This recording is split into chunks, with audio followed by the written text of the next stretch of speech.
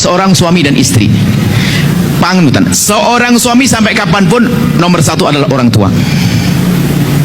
Seorang istri berubah, nomor satu adalah suami. Ingat, tapi suami yang baik, ini semuanya baik semua, amin. Suami yang baik adalah yang menjadikan istrinya agar menomorsatukan bapak ibunya. Faham Anda? Faham Anda? Memang nomor satu bagimu wahai para istri, suamimu nomor satu, karena itu imammu. Kalau sudah melanggar imam, sengsara. Tapi suami yang baik akan selalu mengajari istrinya agar menomorsatukan bapak ibunya. Ada suami salah baca kitab Uqudul Lijan, bacanya salah karena waktu baca sambil liwat dia santri. Yang baca itu kan ada dikisahkan di situ bahwasanya ada seorang perempuan, suaminya lagi mau perang. Setelah itu berpesan, "Neng, kamu jangan kemana-mana ya, saya mau perang." "Iya bang." Tak taunya tidak lama kemudian berita bapaknya lagi sakit. Lagi sakit, dipanggil, "Kamu suruh pulang sama abah sakit." Kata sang istri, kata sang anak perempuan tadi, "Sama suami saya nggak boleh keluar rumah." "Oh iya, pulanglah," pemberi kabar tadi. Tak lama, seminggu kemudian datang lagi berita, "Abahmu sudah meninggal dunia. Apakah kamu tidak pulang, nak?" "Apa kamu tidak pulang, Neng?" "Suamiku melarang saya pulang karena saya tidak boleh keluar sama suamiku." Tak taunya apa, ada yang memimpikan bahwasanya sang orang tua yang telah meninggal dunia diampuni oleh Allah gara-gara baktinya seorang anak kepada sang suaminya.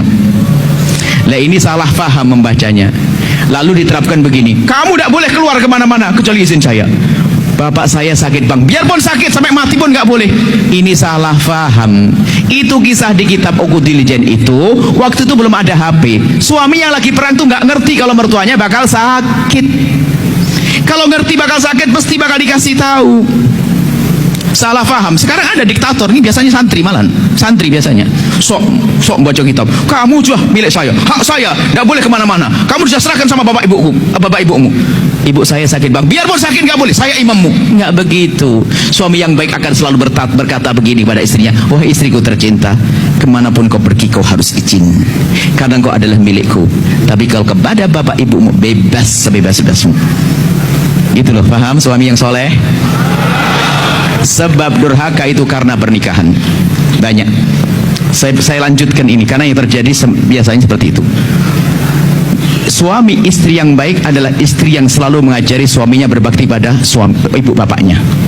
Istri yang baik, suami yang baik yang selalu mengajari istrinya berbakti pada bapak ibunya. Rumus kebahagiaan yang ketujuh, 1, 2, 3-nya tak simpan, datang ke pondok saya kasih nanti. Rumus rumah tangga yang indah yang ketujuh adalah ajari pasanganmu untuk berbakti pada orang tuanya, bukan mu. Nya, bukan mu, faham mana? Jadi ajari istrimu agar berbaik-baik dengan bapak ibunya. Hei para istri, ajari suamimu agar baik-baik kepada bapak ibunya. Ini rumus pantulan cinta itu nanti. Ngerayu halus.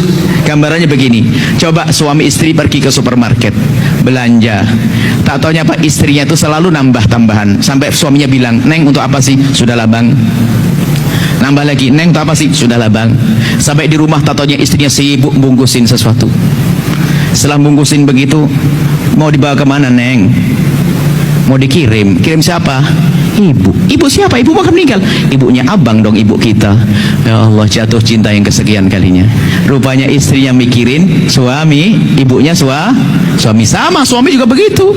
Tak taunya belanja juga begitu, selalu apa pinggirin. "Untuk apa bang?" "Sudahlah." "Kok disimpan?" "Biarin."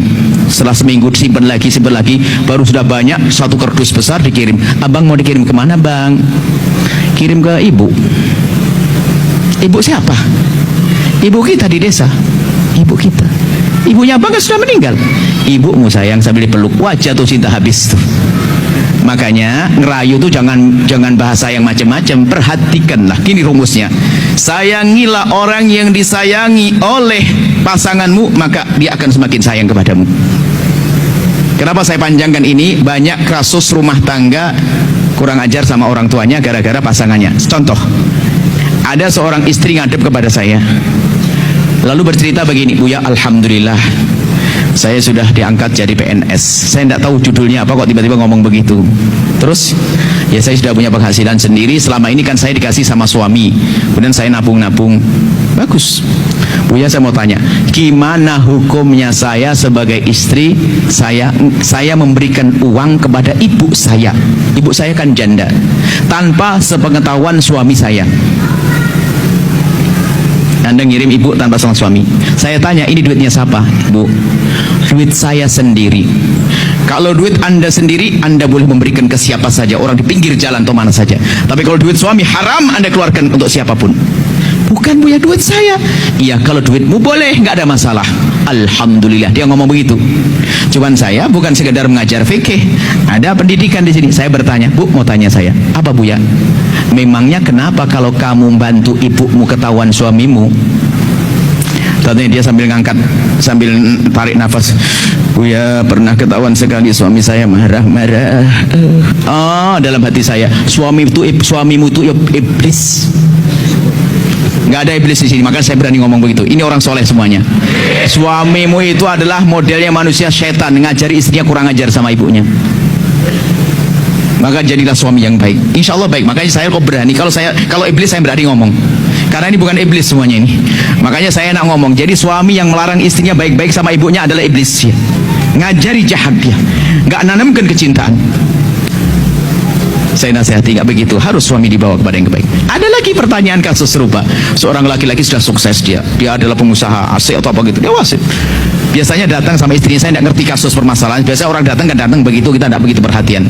Tiba-tiba datang dia sama anak kecilnya, duduk ngobrol, mau tanya Buya, boleh? Tanya apa?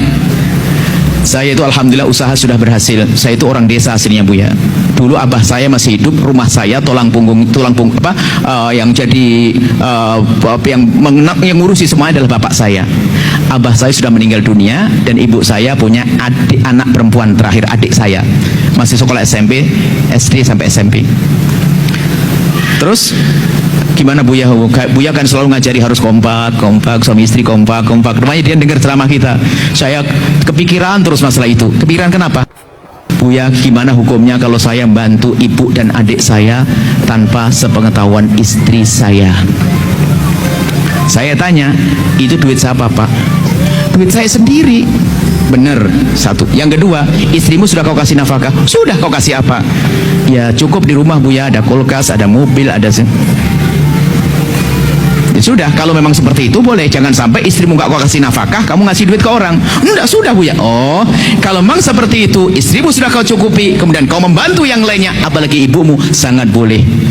Tapi kan saya tidak ngomong kepada istri saya. Nggak apa-apa, alhamdulillah. Jadi saya nggak dosa. Tapi nggak kompak. Ntar dulu saya mau tanya. Nggak kompak katanya. Saya mau tanya, memangnya kenapa sih istrimu kalau kamu memberikan bantuan kepada ibumu sendiri, kalau tahu istrimu? Dia sambil tarik nafas berkata, Buya, pernah ketahuan sekali cemberutnya sebulan.